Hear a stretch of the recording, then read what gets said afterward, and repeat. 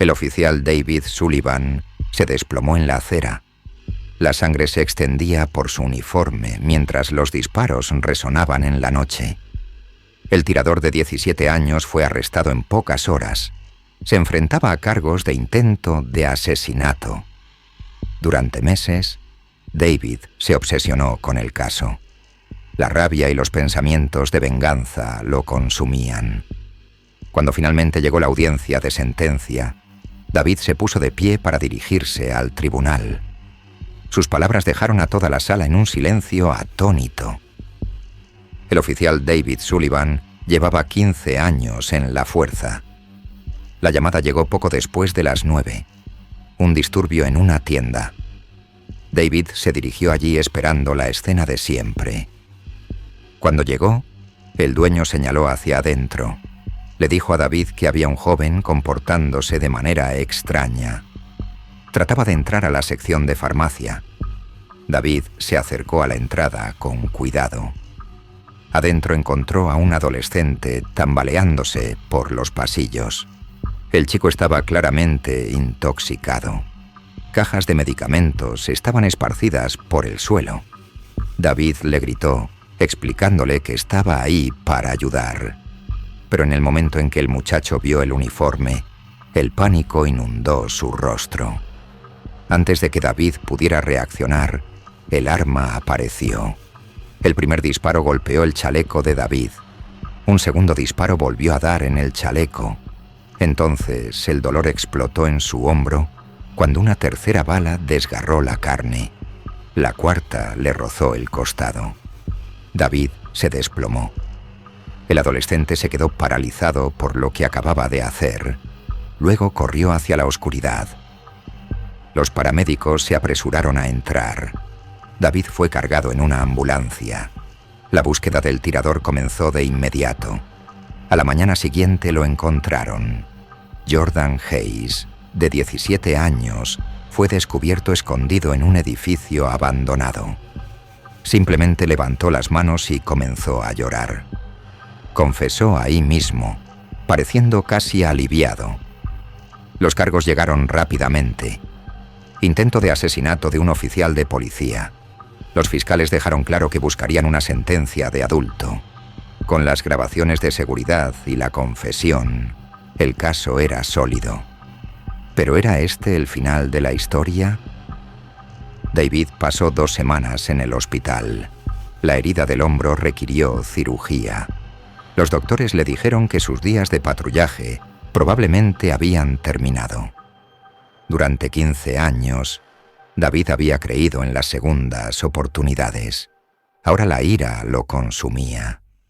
Cada vez que movía su hombro, la rabia se hacía más fuerte. Revisaba obsesivamente las noticias buscando actualizaciones sobre el caso de Jordan. Quería ver a este chico castigado severamente. Su esposa y compañero notaron el cambio. La amargura en la voz de David era impactante. La ira se intensificó.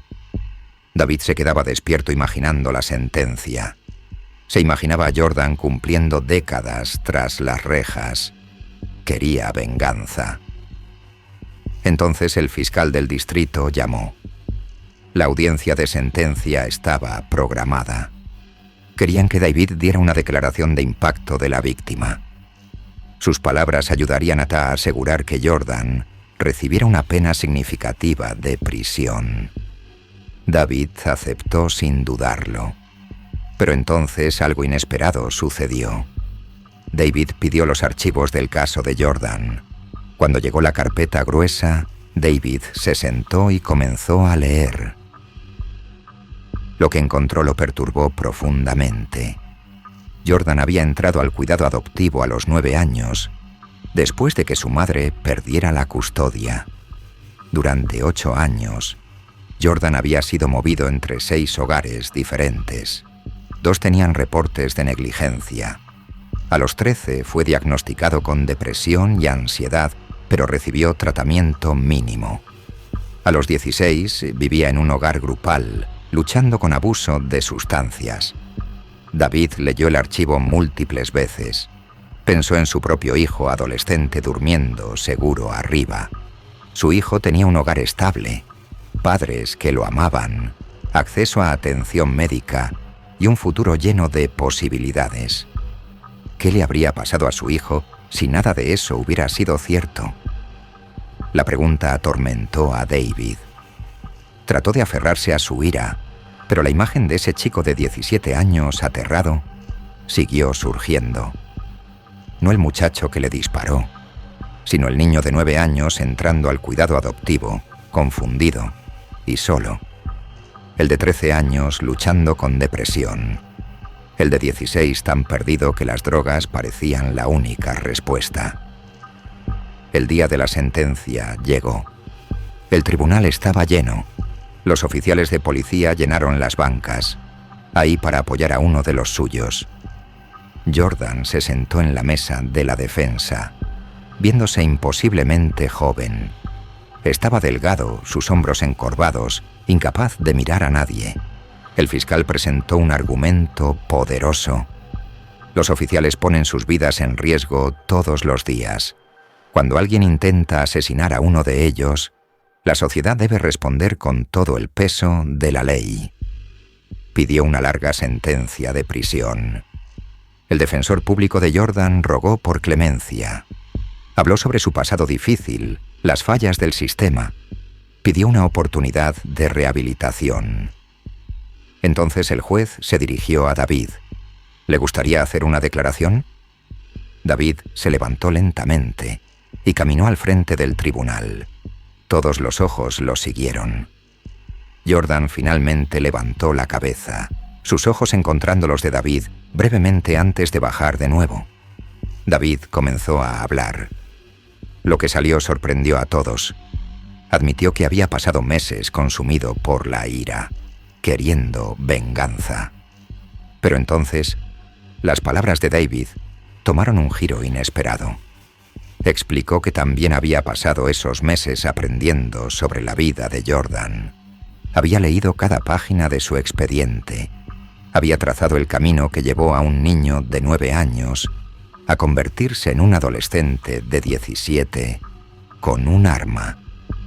David le dijo al juez que Jordan no era un criminal endurecido. Era un chico con problemas al que nunca se le había dado una oportunidad real. Un chico que había sido fallado por casi todos los adultos que se suponía que debían cuidarlo. El tribunal estaba en silencio. Los oficiales intercambiaron miradas confusas. El rostro del fiscal mostró decepción. Entonces David hizo su petición impactante. Le pidió al juez que considerara un programa de rehabilitación juvenil en lugar de prisión de adultos. Quería que Jordan recibiera terapia intensiva y educación, seguido de libertad condicional supervisada.